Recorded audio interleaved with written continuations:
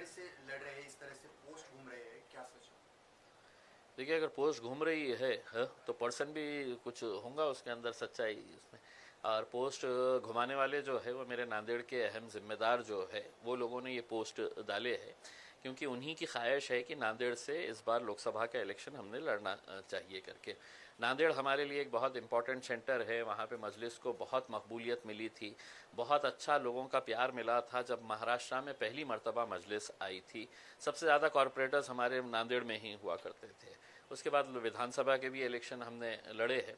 और इस बार जब बाई इलेक्शन होने जा रहा है महाराष्ट्र के अंदर इकलौता एक लोकसभा की सीट का नांदेड़ के अंदर, तो वहाँ के लोगों की ख्वाहिश है कि नहीं, हमने इस बार मैदान के अंदर उतरना चाहिए। एक तरीके से अगर देखा जाए तो लोगों के अंदर एक बहुत नाराज़गी है, चिढ़ है कि पूरे महाराष्ट्र के अंदर इकलौता एक मुस्लिम एमपी था। उसको हराने के लिए जिस तरीके से राजनीतिक साजिशें की गई है, पैसे का इस्तेमाल किया गया है, तो अब लोगों के अंदर उस चिड़ को देखते हुए कहीं ना कहीं ऐसा लग रहा है कि नहीं, इम्तियाज़ अली ने इलेक्शन लड़ना चाहिए करके, तो हम उतरेंगे मैदान के अंदर, किस्मत आजमाएंगे। दो ही चीज़ हो सकती है, या तो आप हारते हैं या जीतते हैं, देखेंगे। ओवैसी साहब ने आप पर भरोसा रखकर आपके ऊपर ही सौंपाया है कि आप कहाँ से लड़ेंगे, तो आपने वही माहौल क्यों चुनाया, वही विधानसभा का गढ़ क्यों चुना? देखिए, लोकसभा की एक ही बाई इलेक्शन की सीट आई है, वहाँ के जो सिटिंग एमपी है उनकी डेथ के बाद ये बाई इलेक्शन होने जा रहा है।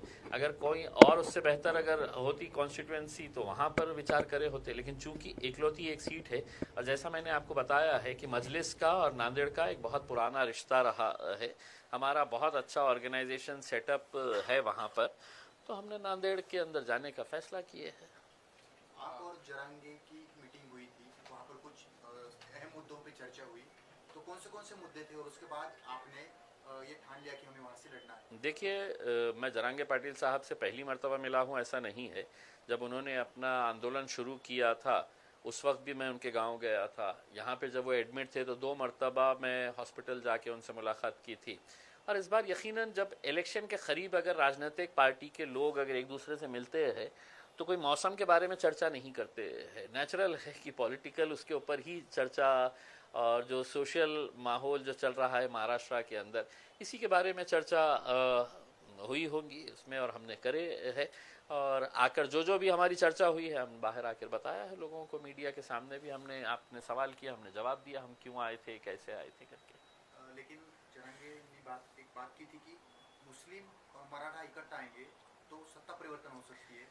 देखिए, जरांगे पाटिल साहब की एक बात मुझे पसंद आई थी, उन्होंने कभी भी मतलब ये नहीं कहा है कि किसी एक जात के ऊपर, उन्होंने कहा कि हम जात और धर्म के ऊपर उठकर हम सभी लोगों को समाविष्ट करना चाहते हैं जिन जिन लोगों के साथ नाइंसाफ़ी हुई है करके उसमें। और एक अच्छी बात यह है कि जैसा मैं जरांगे पाटिल साहब के बारे में यही कहूँगा कि देखिए, एक समाज किसी एक मामूली सा आदमी, एक सादा सा आदमी गांव का, उसके पीछे अगर जा रहा है तो कहीं ना कहीं उसकी जो प्रामाणिकता है अपने समाज के प्रति, इस वजह से पूरा समाज एक आवाज़ के ऊपर उठ के उसके पीछे जा रहा है। तो यकीनन अब हमारी भी सोच यही है कि जितने भी एस्टैब्लिश पॉलिटिकल पार्टीज़ और एस्टैब्लिश्ड नेता है महाराष्ट्र, लोग हैं तो उनका चेहरा भी नहीं देखना चाह रहे हैं उसमें। आप खुद देखिएगा, अभी जो हुकूमत के अंदर बैठे थे, लोगों ने वोट किसको दिया था, हुकूमत में वो जाके किसके साथ बैठे हैं, किसके साथ दोस्ती कर लिए, किसके साथ गले मिल लिए है करके। तो लोगों का विश्वास अब राजनीति के ऊपर से ही ख़त्म होता जा रहा है, तो उनको एक ऑल्टरनेट देने के लिए हम सोच रहे हैं क्यों ना एक नया एक समीकरण तैयार किया जाए करके। सिटी का क्या माहौल है, क्योंकि अपने यहाँ पर जो कैंडिडेट्स है एमआईएम की ताकत यहाँ पर अच्छी है, उसके बाद कहाँ पर कौन से उम्मीदवार देंगे, इस तरह से क्या? चलिए, शुक्र है आपने माना तो सही है कि एमआईएम की ताकत यहाँ पर अच्छी है, अच्छी ही नहीं है बहुत अच्छी है यहाँ पे। और हम पूरी मजबूती के साथ लड़ेंगे जहाँ जहाँ पर भी लड़ना है। हमने बहुत पहले अपना प्रस्ताव महाविकास आघाड़ी को दिया था, अभी तक उनके पास से कोई बात नहीं आई है। अब हमारी कॉन्स्टिट्यूएंसी, हमारे कैंडिडेट्स पूरे तैयार है। अब हम इंतज़ार कर रहे हैं, या तो आप साफ तरीके से बोल दे हाँ या ना। हाँ बोले तो भी हमारी स्ट्रेटजी तैयार है, ना बोले तो भी हमारी, आप अपनी ताकत दिखाना, फिर हम हमारी ताकत दिखाएंगे। पूर्व मध्य से कुछ नाम सामने आ सकते हैं आपकी तरफ से? हाँ, पूर्व मध्य से आएंगे ना, बहुत सारे लोगों ने फॉर्म भरे हैं। बेहिसाब लोगों ने फॉर्म भरे हैं, उसमें से किसी एक का नंबर लगेगा उसमें।